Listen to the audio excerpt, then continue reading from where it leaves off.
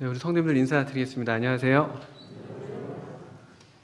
네, 오늘 이 시간에 이렇게 귀한 성도님들 이렇게 뵐 수 있는 은혜를 주셔서 참 감사를 드리게 됩니다. 야곱이 그 형 에서를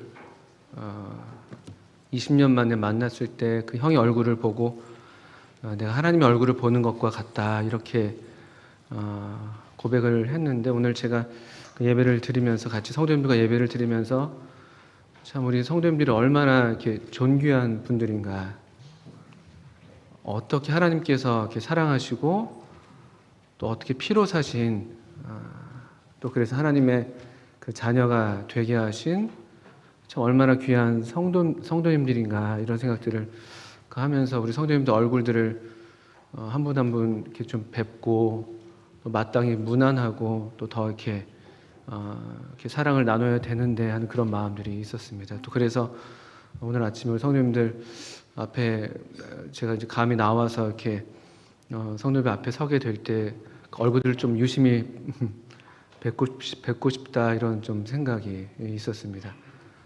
이렇게 마스크들 다 쓰고 계시는데요.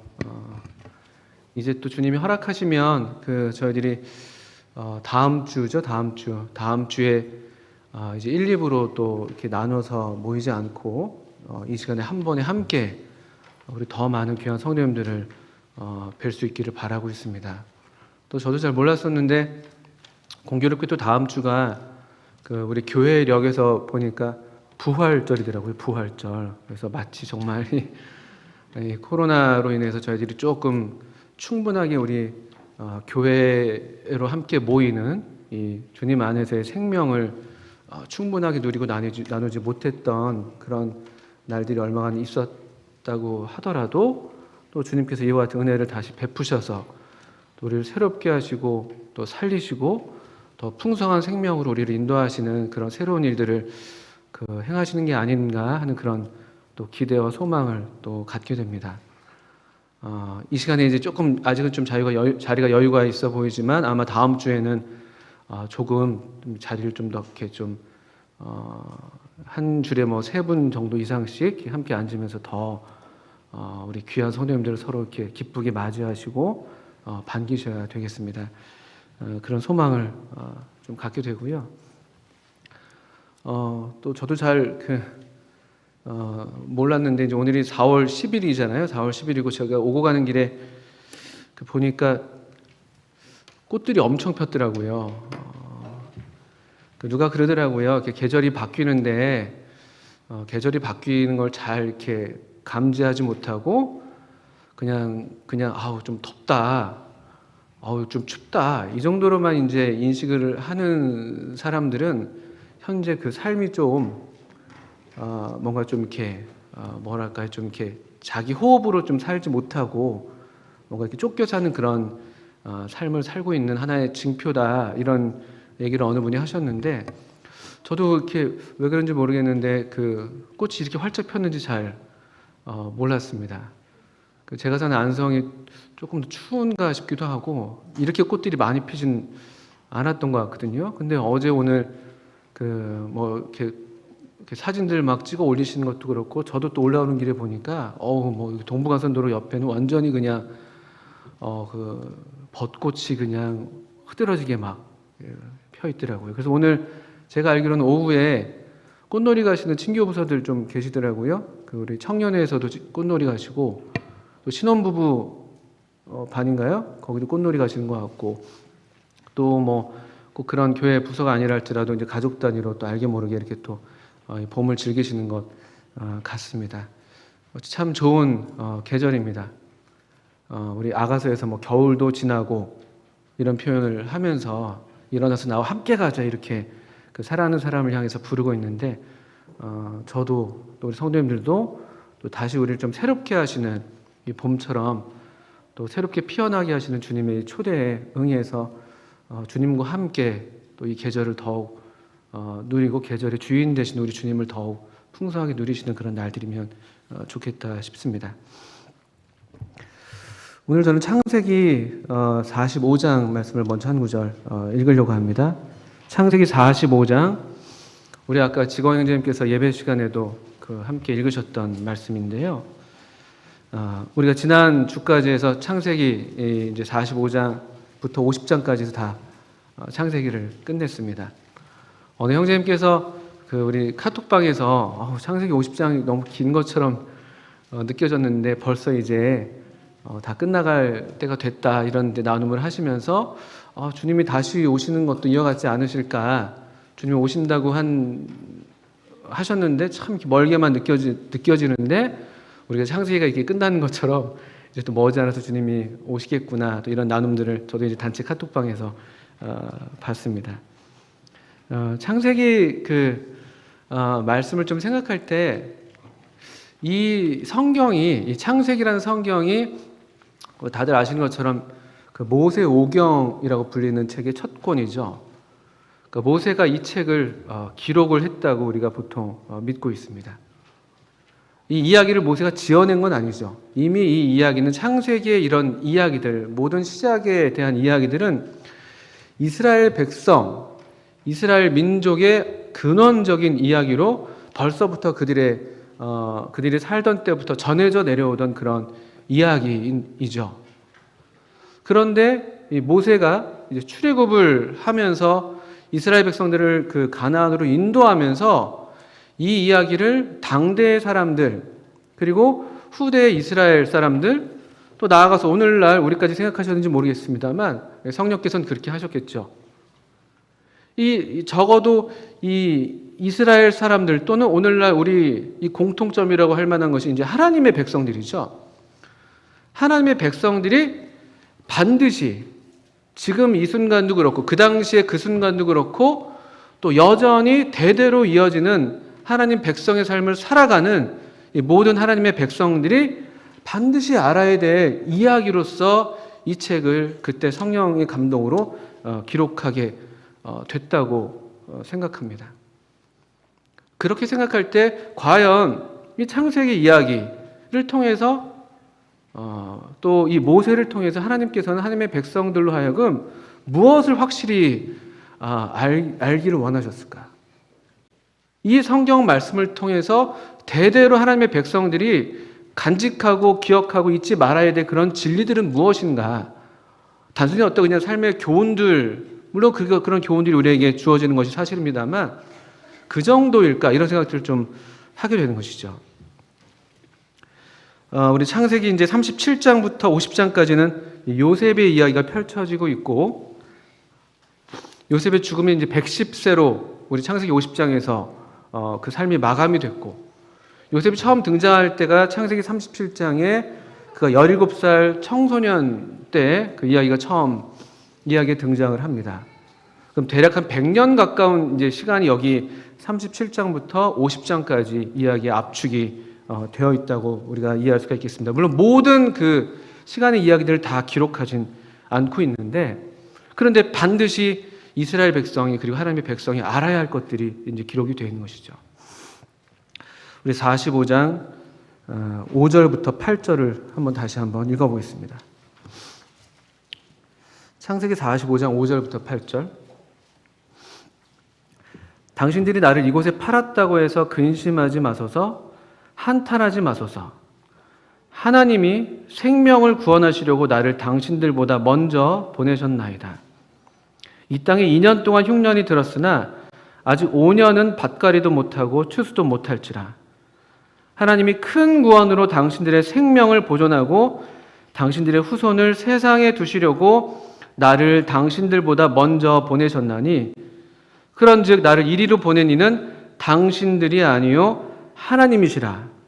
하나님이 나를 바로에게 아버지로 삼으시고 그 온 집의 주로 삼으시며 애굽 온 땅의 통치자로 삼으셨나이다. 이게 이제 요셉이 여기 나온 숫자들을 조금 계산해 본다면 30살에 이제 총리가 되었고 7년의 풍년을 지났고 지금 흉년이 2년 동안 들었다고 되어 있으니까 대략 39살 정도 되는 그런 나이가 됐던 것이죠. 창세기 37장 또는 39장에 요셉이 팔려갔던 시기를 그냥 17살과 동일하게 본다면은 한 22년의 시간이 이 사이에 이제 지나 있는 것입니다. 22년. 그리고 아시는 것처럼 22년 동안, 그리고 적어도 22년에 그 총리가 되기 전에 13년 동안은 요셉에게는 상당히 혹독한 그런 시련의 날들이라고 할까요? 이제 그런 날들을 보냈을 것입니다.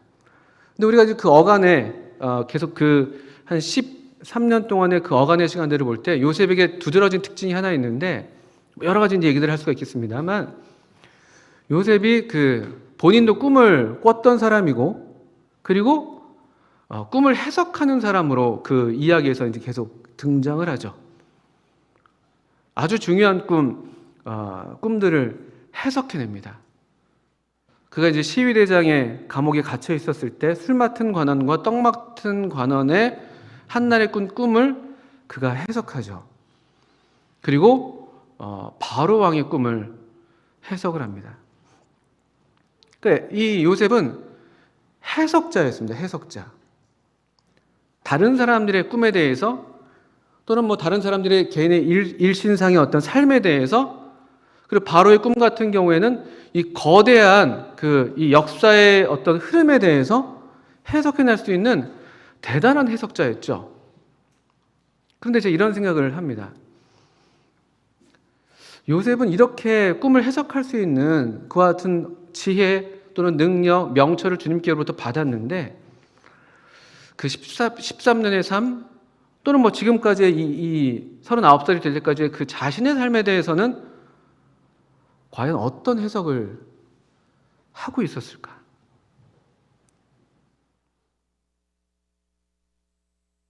그가 과연 자신의 삶에 대해서 어떻게 하나님으로부터 답을 얻고 있었을까? 하나님은 과연 답을 하고 계셨던 것일까?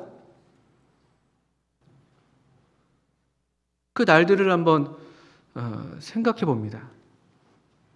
그가 그 보디발의 집에 이제 노예로 팔려가서, 인정받는 물론 이제 노예가 됐죠. 가정 총무로 이렇게 임명을 받아서 아주 자유롭게 즐겁게, 또는 뭐 충분하게 자신의 어떤 역량을 발휘하면서 그 집의 모든 사물을 다 관장하고 있었다고 우리가 알고 있습니다. 창세기 39장이죠. 한번 잠깐 좀 펴서 보시죠. 창세기 39장 1절부터 4절까지 먼저 한번 읽어보겠습니다.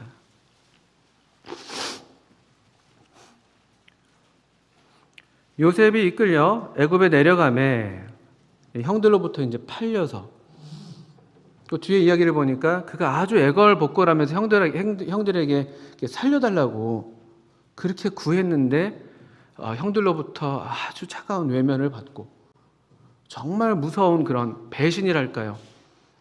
배척, 배신, 이런 걸 당한 거죠. 그렇게 해서 이제 애굽에 이끌려서 애굽으로 내려갔습니다. 자기가 의도했던 어떤 삶의 방향이 아닙니다.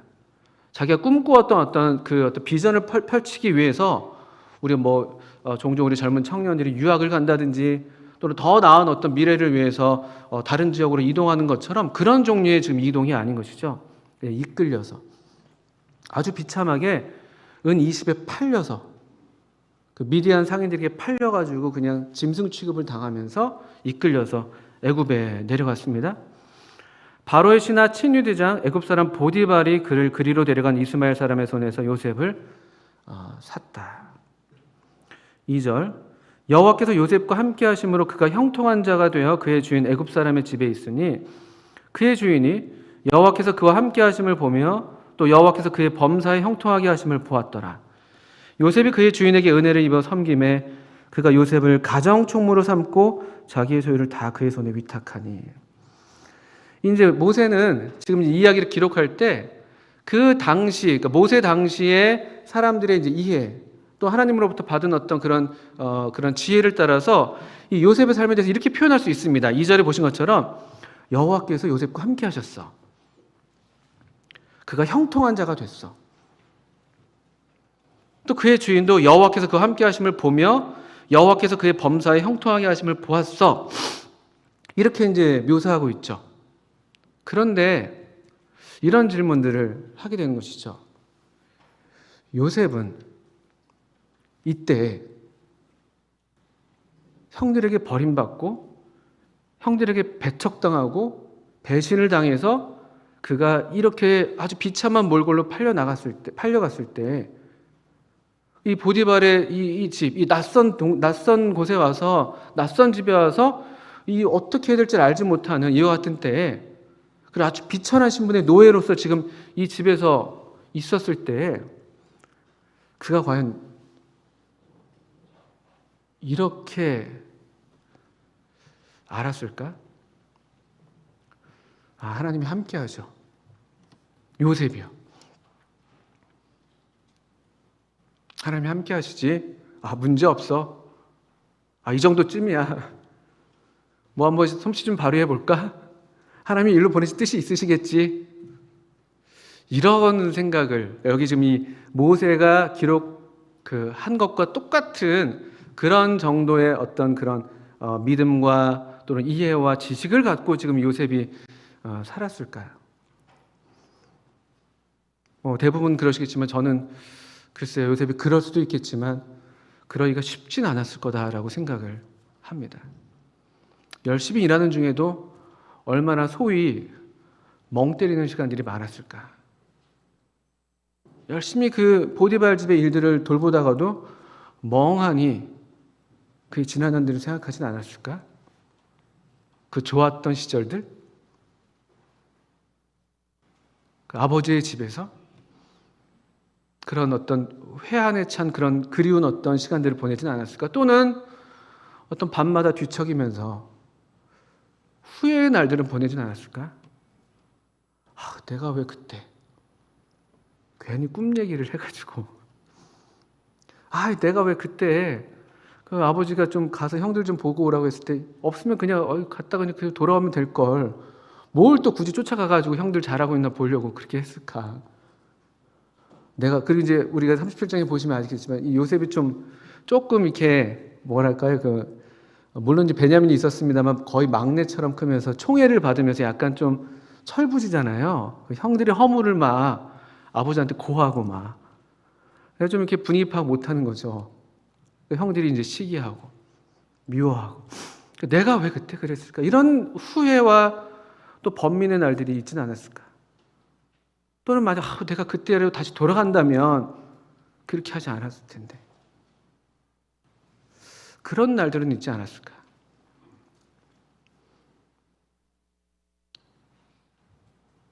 또 그가 이제 보디발 아내의 유혹, 또 그의 어떤 그런 무고라고 할까요? 이제 그런 억울한 일을 당해서 또 감옥에 더 심한 감옥으로 사실 간 것이죠. 그 시위대장 친위대장의 집안에 있는 옥이라는 더 어떻게 보면 더 엄중한 오늘날 치면 구치소쯤에 있다가 이제 완전히 이제 그 교도소로 가게 되는 이제 그런 형태인 것처럼 보이는데요. 그런 날들을 또 보내면서 과연 그가 어떻게 살았을까? 물론 성경은 요셉이 굉장히 성실하게 이제 그런 면에서는 이제 틀림이 없습니다. 성경이 그대로 이제 말씀하고 있으니까 그가 아주 성실하고 지혜롭게 또 수종 들고 섬기고 인정받고 그렇게 성실하게 사는 건 틀림이 없습니다. 그런데 과연 그가 그런 시간들 속에서 자신의 삶에 대한 해석을 하고 있었을까? 어떻게 해석하고 있었을까? 그가 그 술 맡은 관원과 떡 맡은 관원의 꿈들은 잘 해석해내고 있는데 3일입니다. 3일. 3일만 있으면 복직됩니다. 그 기한에 있어서나 그 내용에 있어서 정확하게 해석을 갖고 있었죠. 또는 그 바로 왕의 꿈에 대해서도 분명한 기한과 내용에 대한 해석 그리고 어떻게 할 것까지도 그가 다 알고 있었어요. 7년입니다. 7년. 7년의 풍년. 시간에 대한 어떤 그런 확실한 이해를 갖고 있었죠. 또 7년의 흉년이 옵니다. 그리고 7년 동안 그 풍년의 때에 잘 곡식을 준비해서 이 흉년의 때를 대비하셔야 됩니다. 그러면 땅이 이 흉년으로 말미암아 망하지 않습니다. 이렇게 어떻게 행할지, 언제 이것이 되고, 언제 끝나고, 무엇을 할지, 누가 할지, 지혜롭고 명철한 사람을 세우십시오. 이런 등등의 이 타인에 대한 또는 이 세상에 대한 이 이해와 해석을 갖고 있었던 것이죠. 이 하나님의 은혜죠. 그런데 저는 그런 생각을 하는 것이죠. 자기 삶에 대한 해석이. 그러면 이제 30살에 이 바로의 꿈을 해석해서 그가 총리가 됐던 30살이 되었을 때 그가 마침내 자기 삶에 대한 해석을 얻었다고 할 수 있을까요? 아, 하나님이 나를 총리 되게 하시려고, 애굽의 총리 되게 하시려고 이렇게 하신 거구나. 아, 이랬구나. 그렇게 이해했다고. 어떤 그런 자기 삶에 대한 어떤 그 고백은 성경에 기록되어 있지는 않습니다. 다만 그가 총리가 되었을 때 여전히 그 마음에 해결되지 않았던 그런 과거의 일들에 대해서 한번 일단락 짓는 모습은 보입니다. 41장을 한번 보실까요? 41장에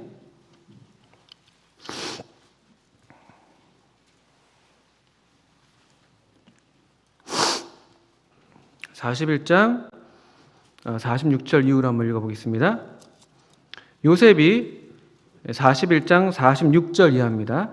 요셉이 애굽왕 바로 앞에 설 때에 30세라. 그러니까 13년의 시간이 지난 것이죠. 그가 바로 앞을 떠나 애굽 온 땅을 순찰하니 7해 풍년의 토지 소출이 심히 많은지라. 요셉이 애굽 땅에 있는 그 7년 곡물을 거두어 각 성에 저장하되 각 성읍 주위의 밭에 곡물을 그 성읍 중에 쌓아두매 쌓아둔 곡식이 바다 모래같이 심이 많아 세기를 그쳤으니 그 수가 한이 없음이었더라. 50절 이후입니다. 흉년이 들기 전에 요셉에게 두 아들이 나되, 그러니까 아마 37세가 되기 전 어간에 이제 그 두 아들을 얻은 것이죠. 풍년의 때.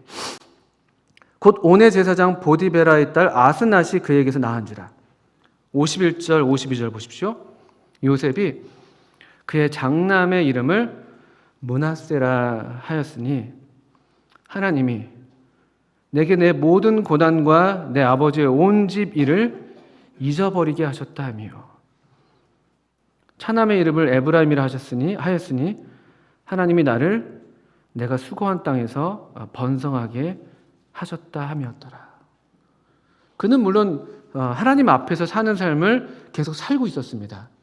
보디발의 아내가 유혹했을 때에도 내가 어찌 이와 같이 큰 죄를 하나님 앞에서 범할 수가 있냐라고 하나님의 이름들을 언급을 하고, 또 그가 꿈을 해석할 때에도 내가 해석하는 게 아니라 하나님께서 해석하시는 겁니다라고 하면서 하나님에 대한 믿음을 분명히 갖고 있었고, 하나님 앞에서 그 삶을 성실하게 살고 있었던 것은 틀림이 없습니다. 그런데 여기 그가 아들을 낳았을 때 그 이름을 지은 걸 볼 때 참 마음이 아픈 것이죠. 그 큰아들의 이름을 므낫세라고 지었습니다. 그 뜻이 무엇인가 하니까 하나님이 내게 내 모든 고난과 내 아버지의 온 집 일을 잊어버리게 하셨다. 그러면 거꾸로 말하면 이게 어떤 말이 되는 것입니까? 근데 여기 한 36살 됐을까요? 30살 됐을까요? 그 13년 또는 그 이후에 지금 15년, 16년의 시간 동안 지난 날이 잊혀지지가 않은 거예요. 그 지난 날의 그 상처와 아픔과 그 후회와 눈물과,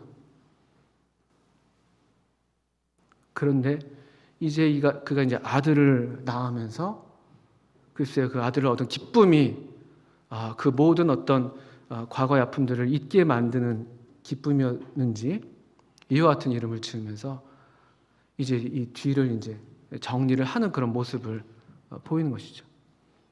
그리고 또 1, 2년 후에 이제 에브라임을 낳았겠죠. 둘째 아들을.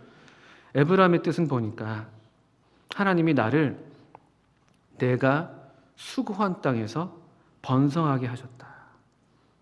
그의 지난 날들은 아주 수고스러운, 아주 고생스러운 날들이었다는 것이죠. 글쎄요, 그 환경적으로도 어려운 날들이 분명히 있었죠. 그 보디발의 가정 감옥에서나 친회장의 집에 있었던 감옥에서나 그 좋은 환경은 아니었지 않겠습니까? 그 시간들이 꽤 긴 시간들입니다. 적어도 그 친위대장의 감옥에서는 적어도 2년 이상의 시간이 시간을 보내야만 되는 것이죠. 왜냐하면은 그 술 맡은 관원의 꿈을 해석한 다음에 당신이 복직이 되거들라 나를 좀 기억해 주세요라고 부탁을 했잖아요. 근데 그 뒤로 2년이 훌쩍 지나갔다고 얘기하고 있죠. 환경적인 어려움도 그런 고생과 고난이 있었을 것이고 또 무엇보다도 그런 외로움일까요? 또는 여전히 그 쓰라린 상처와 아픔이었을까요? 타국에서 노예로서 어쨌든 또 살아가야 되는 것이고 삶은 살아야 되는 것이니까.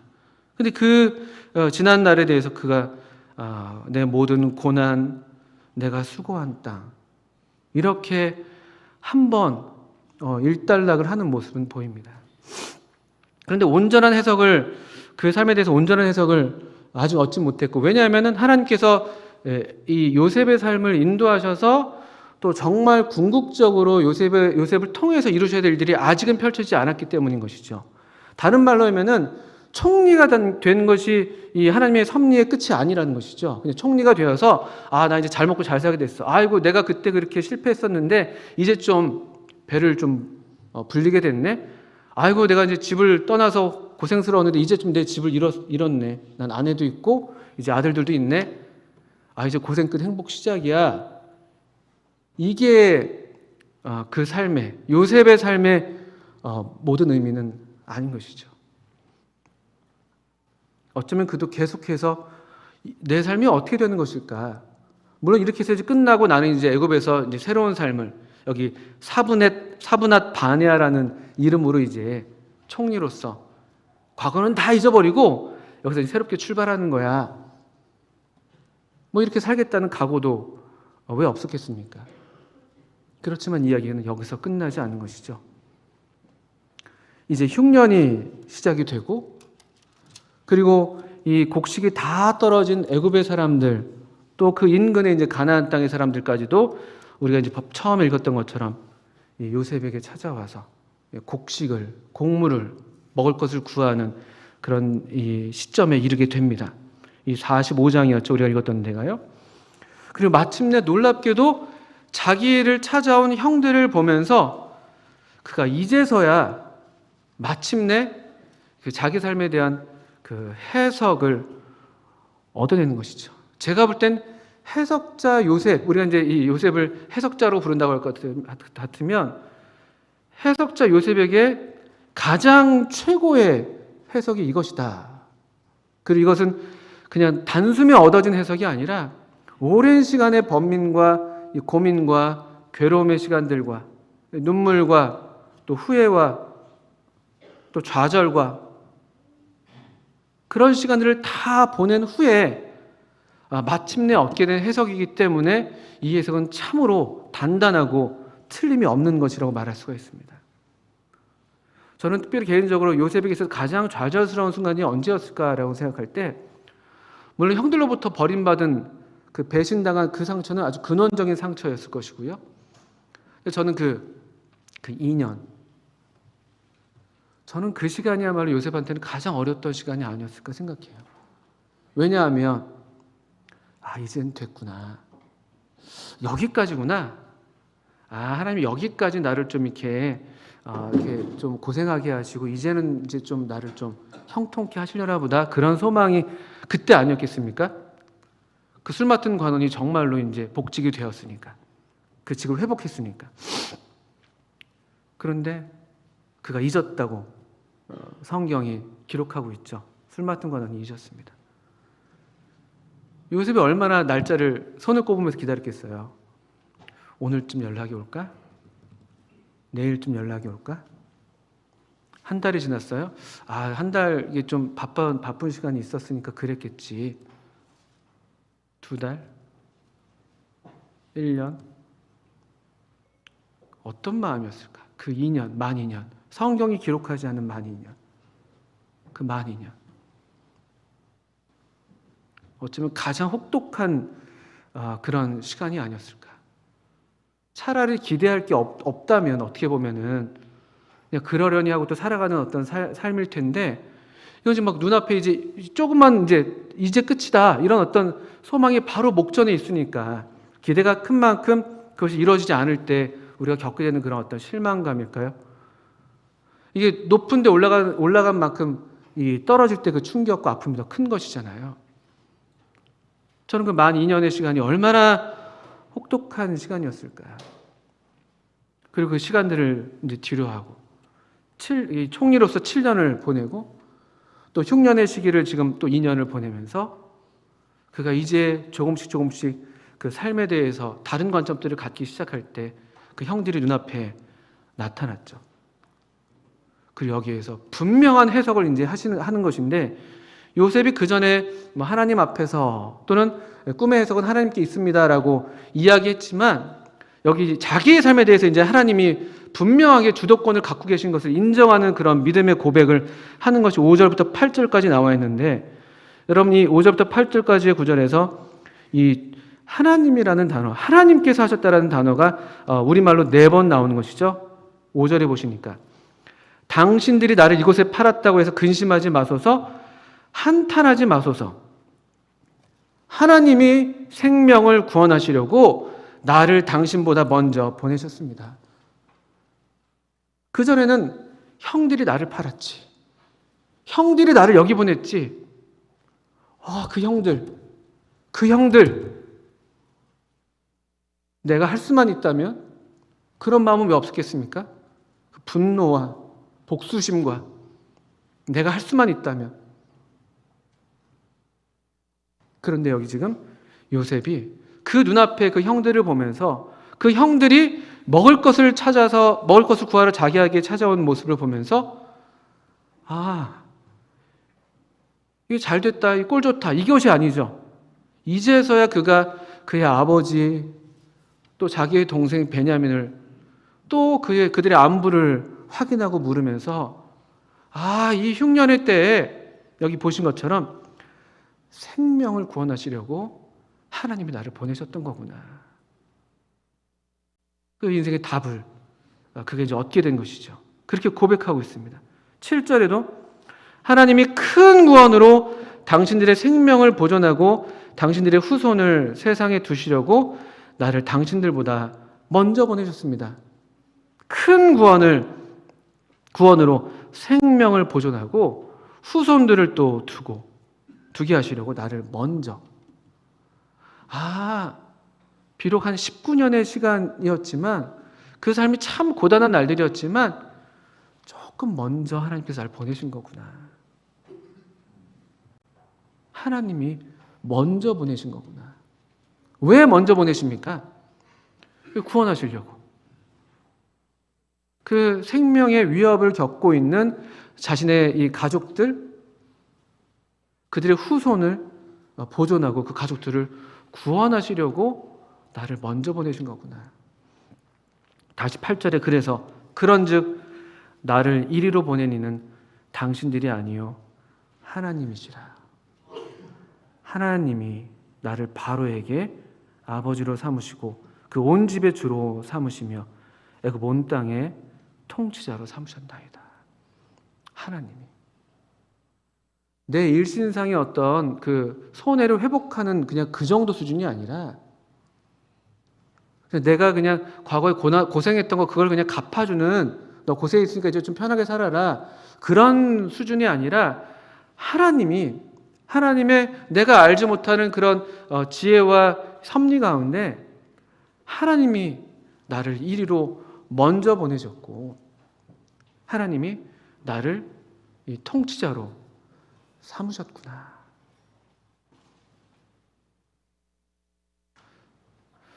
저도 그렇거니와 모든 사람들에게 공통적인 그런 근원적인 질문이 있다고 생각합니다. 뭐 좀 거창하게 말하면 이런 거죠. 삶의 의미, 목적. 난 왜 사는 거지? 난 왜 이런 일을 하는 것이지? 나는 뭐 어떤 내 삶에 어떤 의미가 있어서 무엇을 성취하기 위해서 지금 내가 뭘 살아가고 있는 것이? 또는 그래서 거기에 답을 얻지 못할 때 우리가 내가 이렇게 하는 게 의미가 있나? 나의 직장 생활이 의미가 있는 건가? 나의 가정 생활이 의미가 있는 건가? 뭐 이런 질문들을 또 하기도 하죠. 그런데 사실은 우리가 답을 얻지 못하고 지나는 시간들이 제가 볼 때는 우리 일생의 대부분인 것 같아요. 요셉에게서 배우게 되는 것은 답을 얻든 못 얻든 간에 그냥 하나님 앞에서 우리의 삶을 성실하게 사는 것은 우리가 모든 사람에게 공통적인 그런 마땅한 삶에 대한 책임이고 또 의무이죠. 또 우리가 그렇게 살아야 될 그런 일반적인 부르심들이 다 있는 것이죠. 근데 조금 더 그렇지만 우리가 그 정도에서 우리가 만족하지 못하는 이유가 다 있잖아요. 열심히 직장 생활하면서도 열심히 가정을 섬기면서도 조금 더 우리가 만족하지 못하는 질문이 있다면 하나님이 왜 이렇게 나를 살게 하시는 걸까? 이런 질문들에 대한 답을 우리가 다 구하고 있는 것이죠. 요셉은 이런 답을 얻은 것이었습니다. 그리고 이 답이 크든 작든 간에 또는 어떤 실제로 적용되는 모양이 다 각자의 어떤 삶의 형편이나 또는 은사나 또는 어떤 직업적인 부르심이 다 다르기 때문에 그 성취는 다르다 할지라도 원리는 같다고 생각하는데요. 이것이죠. 5절에 우리 보신 것처럼 또 이 8절에 보신 것처럼 생명을 구원하시려고, 하나님이 생명을 구원하시려고 우리로 지금까지 살게 하시는 것입니다. 또 7절에 보신 것처럼 그 큰 구원으로 당신들의 생명을 보존하고 당신들의 후손을 세상에 두시려고 나를 먼저 보내셨나니. 이게 우리의 공통적인 우리 삶의 이 하나님의 백성 또 하나님의 선택받은 이 자녀로서의 삶의 공통적인 삶의 의미인 것이죠. 내가 그냥 총리되는 게 아니라, 내가 잘 먹고 잘 사는 게 아니라, 내 삶이 그냥 보상받는 것이 아니라 하나님의 섭리 가운데 있는 내 삶을 통해서 하나님께서 또 누군가의 생명을 구원하시려고, 그리고 또는 우리에게서 계속해서 이 하나님의 백성들의 후손들이 보존되게 하시려고, 이런 공통된 삶의 의미가 있는 것이죠. 그래서 이것에 대한 이 요셉과 동일하게 우리도 우리 삶에 대한 이와 같은 해석을 갖는다면 우리 삶이 똑같은 삶을 살아도 그 질적으로 상당히 다른 삶이 되는 건 아니겠습니까? 조금 더 시간이 지났습니다. 제가 계산해 보니까 한 22년의 시간이 더 지난 후에 요셉이 다시 한번 이 질문에 대해서 답하게 되는 장면이 창세기 50장에 나오는 것 같습니다. 야곱이 마침내 이제 숨을 거뒀습니다. 야곱이 애굽에 내려온 지 17년 더 살았다고 기록이 되어 있었어요.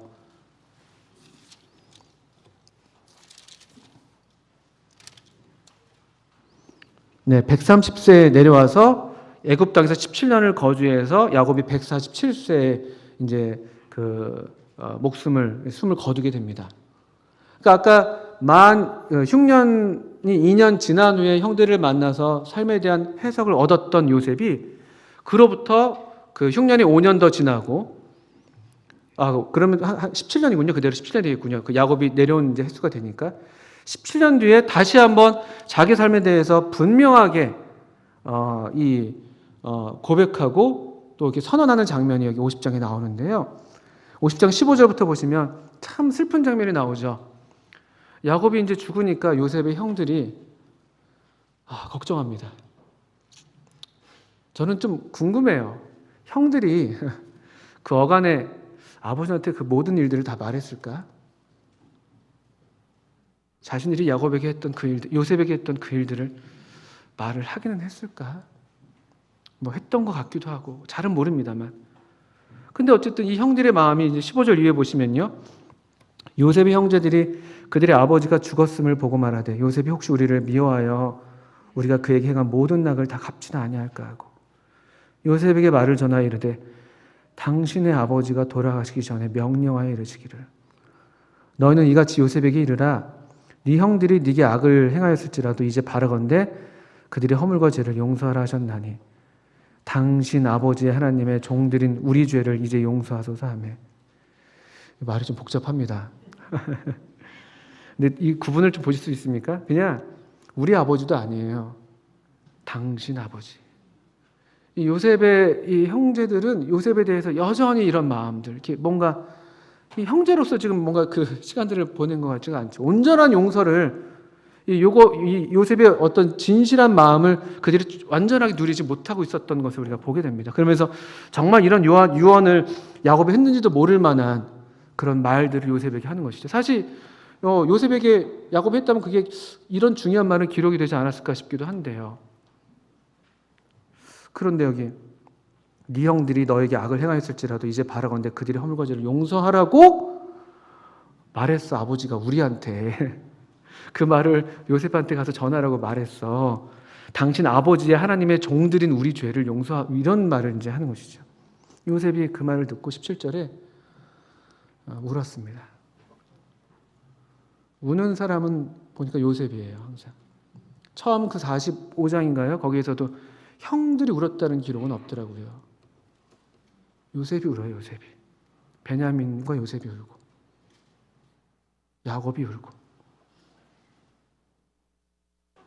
더 많이 사랑하는 사람이 더 많이 우는 법이죠. 더 많이 아픈 법이고. 요셉이 또 울었어요. 근데 참 가슴 아픈 장면입니다. 어떤 마음이었겠습니까? 또 18절에 그의 형들이 또 친히 와서 요셉의 앞에 엎드려 이르되 우리는 당신의 종들이니이다 하면서 마치 그 탕자가 하는 말과 비슷하잖아요.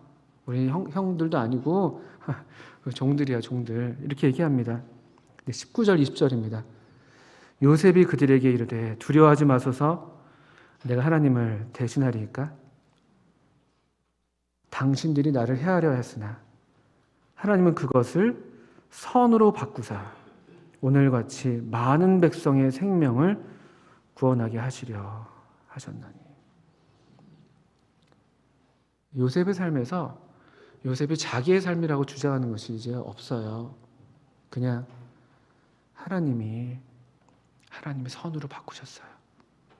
당신들은 나를 헤아려 했지만 하나님은 선으로 바꾸셔서 많은 백성의 생명을 구원하게 하셨습니다. 선이 뭔가요? 이게 제가 분별할 때 요셉의 이야기를 통해서 이스라엘 백성들이 알아야 했던 하나님, 또 오늘날 하나님의 백성, 또 하나님을 이렇게 따르고 섬기는 하나님의 순종하는 하나님의 백성들이 알아야 될 하나님이 있다면 악을 선으로 바꾸시는 하나님. 우리에게 당한 이 해들, 우리에게 당한 이 환난들, 예기치 못했던 이런 시련들, 이런 어려운 순간들, 아픔들, 고통들을 하나님은 선으로 바꾸시는 분이시다. 이 창조의 하나님은 얼마든지 그렇게 하실 수 있다는 것이죠. 창세기가 창조의 하나님 이야기 아닙니까? 태초의 하나님이 천지를 하셨다고 하는데 그 창조의 하나님이 이제 악을 선으로 바꾸시는. 사람은 정반대예요. 요셉이 형들을 시험할 때 그 은잔을 이렇게 넣어뒀잖아요. 그때 요셉이 형들한테 하는 말이 그걸 이제 발견하게 한 다음에 당신들은 어찌하여서 나는 선을 베풀었는데 선을 악으로 갚습니까? 이렇게 얘기하죠. 이게 굉장한 역설입니다. 요셉은 형들에게 당신들은 어떻게 내가 베푼 선을 악으로 갚으십니까? 라고 질문을 해요. 사람들이 하는 것들이 그런 거예요. 사람들은 그렇죠. 하나님의 최선을 우리는 최악으로 반응하지 않습니까? 최선에 대해서. 그것이 십자가에서 나타난 거 아닙니까? 십자가가 바로 그거 아닙니까? 하나님의 최선에 대한 인간의 최악. 하나님은 선을 베푸시는데 우리는 최악으로 돌려드리죠. 가장 귀하신 아드님을 아끼지 아니하시고 우리에게 내어주셨는데 우리가 그 아드님을 어떻게 합니까? 제가 오늘 아침 복음서를 보는데 참 새롭더라고요. 그 군병들이나 관원들이나 백성들이 이 귀하신 아드님을 어떻게 대하는지. 침을 뱉고 얼굴을 가리고 주먹으로 얼굴을 때리고 네가 그리스도여든 맞춰봐라. 희롱하고 가시로 관을 씌워서 낄낄대고 그 앞에서 엎드려 경배하면서 절하면서 달린 행악자들도 비난하고 비방하고 지나가면서 또 사람들이 네가 만일 하나님의 아들이었든 내려와라. 얼마나 우리는 그 하나님의 최선에 대해서 그 최악으로 돌려드리는지. 그런데 그 최악이 십자가인 거예요. 그 예수님을, 그 귀하신 아드님을 십자가에 못 박았잖아요. 근데 그 최악이 어떻게 됩니까? 더 놀라운 최선으로 바뀌는 거죠. 당신들은 나를 해하려 하였으나 하나님은 그것을 선으로 바꾸셨다. 많은 사람들의 생명을 구원하는, 오늘 우리 그 예배 시간에 예배가 제가 얼마나 화답이 되는지, 우리는 그분을 멸시하고 조롱하고 하나님께 벌 받는다고 생각하고 얼굴이 상해가지고 막 거들떠볼 만한 얼굴도 아니고 멸시하고, 그런 그 하나님의 종, 그 귀하신 아드님, 하나님의 최선을 우리는 얼마나 함부로 대했는지. 그런데 우리의 최악을 어떻게 하나님께서 다시 최선으로 바꾸셨는지, 우리의 생명을 구원하시고 이 많은 사람들의 생명을 구원하게 하시고 그 후손을 보존하게 하셔서 마침내 궁극적인 최선은 무엇입니까? 우리의 생명이 왜 구원받습니까? 왜 우리의 생명이 보존됩니까? 마침내 이 하나님의 최선을 경험한 이 하나님의 백성들로부터 모든 존귀와 영광을 받으시는 것. 빌립보서 2장에서 말씀하고 있는 것처럼, 그러므로 하나님이 그를 지극히 높여서 모든 이름 위에 뛰어난 이름을 갖게 하시고, 하늘에 있는 것이나 땅에 있는 것이나 땅 아래에 있는 것들 모든 것들이 그 이름 앞에, 그분 앞에 무릎을 꿇게 하시는 것. 이게 최선입니다. 모세 시대의 이스라엘 백성들이 알아야 했던 하나님, 악을 선으로 바꾸시는 하나님, 최악을 최선으로 바꾸시는 하나님, 오늘날 우리가 알아야 될, 여전히 하나님의 백성으로 알아야 될 하나님, 우리의 최악을 선으로 바꾸시는 하나님. 그래서 우리가 살고, 그래서 우리가 하나님을 자원함으로 예배하는, 이게 착한 일.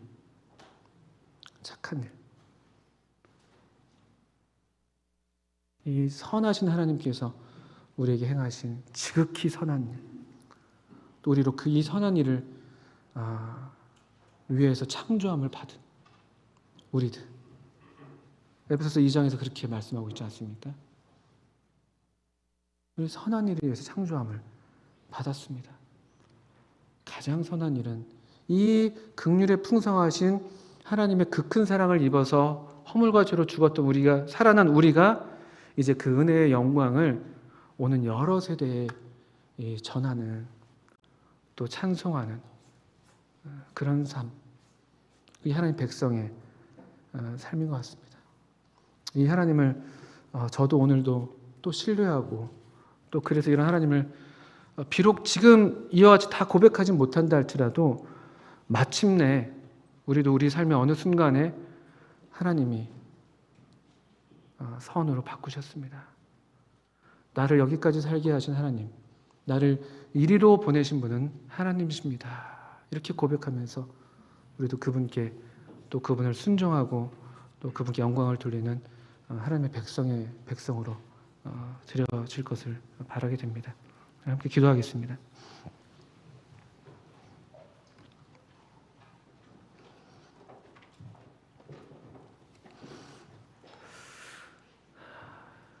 살아계신 하나님 아버지, 참 우리에게 이와 같은 하나님 말씀을 주시고, 또 말씀을 통해서 하나님 자신을 계시해 주셔서 참 감사합니다. 주님께서 우리로 이 살아계신 하나님, 또 이 창조주 하나님, 우리의 악을 선으로 바꾸시는 이 하나님을 온전히 신뢰하게 하셔서 저희 삶을 통해서 우리를 살리신, 또 우리를 살게 하신 이 하나님을 참 높여드리고 또 증거하고 경배하는 그런 하나님 백성의 삶을 살게 하시기를 간절히 기도합니다. 주님, 참 주님은 참으로 정말 모든 살아있는 것들로부터 존귀와 영광을 받으실 지극히 합당하신 유일하신 참 하나님이심을 저희가 고백하며 또 모든 찬양을 올려드립니다. 계속해서 우리를 통해서 영광과 존귀를 받으시옵소서. 예수님의 이름으로 하나님 아버지께 감사하며 기도합니다.